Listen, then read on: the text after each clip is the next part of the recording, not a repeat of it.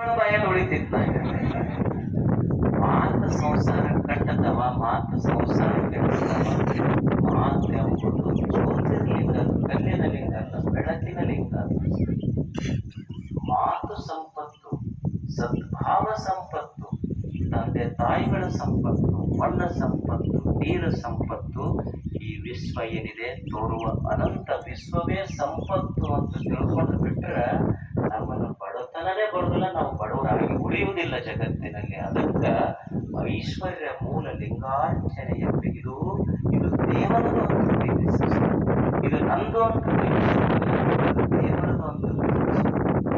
ಇದು ಜೀವನ, ಈ ಜಗತ್ತೇನಿದೆ ದೇವ ಕೊಟ್ಟಾನ ಅಂತ ಪ್ರೀತಿಸಷ್ಟೇ.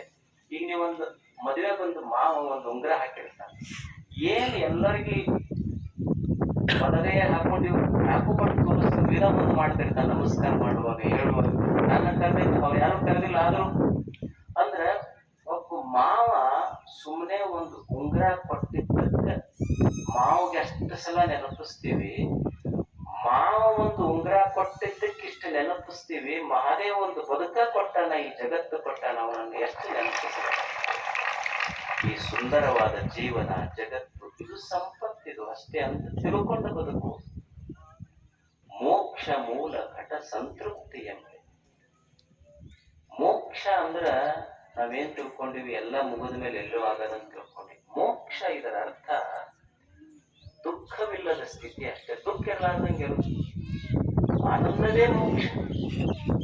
ಆನಂದ ಇದ್ದಿ ಅಂದ್ರೆ ಅದೇ ಮೋಕ್ಷದ ಸ್ಥಿತಿ ಅಷ್ಟೇ.